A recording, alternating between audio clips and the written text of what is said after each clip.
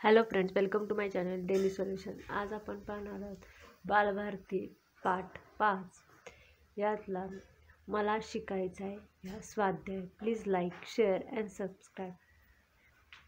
मला शिकायचं आहे स्वाध्याय. एका वाक्यात उत्तरे लिहा. स्नेहा का रडत होती?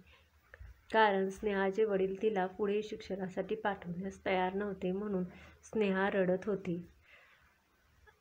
सरपंचांनी बबलीला कोणत्या इयत्तेत प्रवेश घेतला होता? सरपंचांनी बबलीला 5व्या इयत्तेत प्रवेश घेतला होता. मुख्याध्यापक आणि सरपंच सखारामच्या घरी का गेले? स्नेहाला तिचे बाबा पुढे शिकवणार नाहीत हे बबलीकडून समजल्यावर मुख्याध्यापक आणि सरपंच सखारामच्या घरी गेले. स्नेहाला अतिशय आनंद का झाला? स्नेहाच्या बाबांनी तिला पुढे शिकण्याचा निश्चय केला, म्हणून स्नेहाला अतिशय आनंद झाला. प्रश्न दुसरा. 3-4 वाक्यात उत्तरे लिहा. स्नेहाची आई चिंतेत का पडली? स्नेहाची आई संध्याकाळी शेतातून परत आली तेव्हा तिने पाहिले की स्नेहा एका कोपऱ्यात बसून रडत होती. रडून तिचे डोळे सुजले होते. त्यामुळे स्नेहाची आई चिंतेत पडली. मुख्याध्यापक सखारामला पोटतिडकीने काय सांगू लागले? तुमची लेक हुशार आहे. तिने शिष्यवृत्ती परीक्षा दिली आहे. तिला पुढे शिकवा, स्वावलंबी बनू द्या, असे मुख्याध्यापक सखारामला पोटतिडकीने सांगू लागले. सरपंच समजुतीच्या स्वरात सखारामला काय म्हणाले? सरपंच म्हणाले की तुझी मुलगी माझ्या बबली एवढीच आहे. मी तिला 5वी इयत्तेत पाठवणार आहे. आडगावची शाळा इथून फक्त अर्ध्या तासाच्या अंतरावर आहे. माझ्या मुलीबरोबर तुझी मुलगी एसटीतून जाईल. सखारामने शेवटी कोणता निर्णय घेतला? स्नेहाचे शिक्षण अपूर्ण ठेवणार नाही.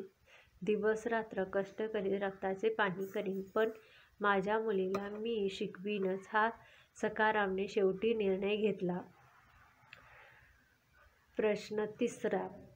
खालील शब्दसमूहांचा वाक्यप्रचारांचा अर्थ सांगून वाक्यात उपयोग करा. चिंतेत पडणे. चिंतेत पडणे, काळजीत पडणे. वाक्य. अजय लवकर घरी आला नाही म्हणून आई चिंतेत होती. गहिवरून येणे, मन दाटून येणे. वाक्य. राधाचे स्पर्धा परीक्षेतून उच्च पदावर नेमणूक झाल्यामुळे आईला गहिवरून आले. डोळे पाणावले. डोळे पाणावले, डोळ्यात अश्रू दाटणे. वाक्य. पहिल्या दिवशी शाळेत जाताना सार्थकचे डोळे पाणावले. अचंबा वाटणे. अचंबा वाटणे, आश्चर्य वाटणे. वाक्य. छोट्या दीपकला सायकल चालवताना पाहून आईला अचंबा वाटला. पोटतिडकीने बोलणे. पोटतिडकीने बोलणे, मनापासून कळवळीने बोलणे. वाक्य. शिक्षक मुलांना पोटतिडकीने बोलून शिक्षणाचे महत्त्व सांगतात. रक्ताचे पाणी करणे. रक्ताचे पाणी करणे, अतिशय कष्ट करणे. वाक्य. शेतकरी शेती करताना रक्ताचे पाणी करतात. प्रश्न चौथा. तुम्हाला काय वाटेल ते लिहा.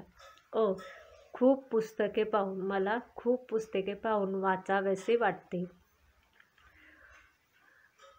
बाजारात फिरताना. मला बाजारात फिरताना कपडे खरेदी करावे, खेळणी घ्यावी असे वाटते. आजारी व्यक्तीला पाहून त्याची सेवा करावी, मदत करावी असे वाटते. झोपेत असताना कोणी हाका मारल्या तर. झोपेत असताना कोणी हाका मारल्या तर. खडबडून जागे होऊन कोणी हाक मारली ते पाहू.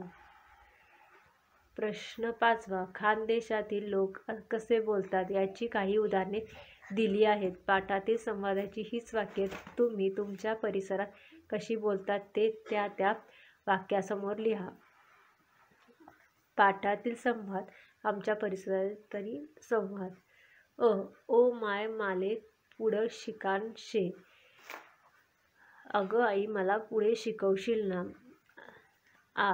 स्नेहा तुले चौथी लोंग शिडांग आते आणखीन पुढे शिकालस काय शिकशील तू स्नेहा तुला चौथीपर्यंत शिकवी अजून आणखी पुढे शिकून काय करणार तू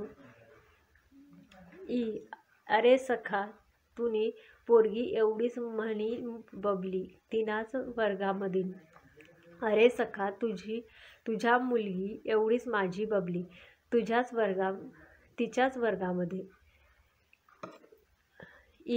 मग पोरीना बाबतीत असा भेद कसला मग मुलगी बाबतीत असा भेद कशाला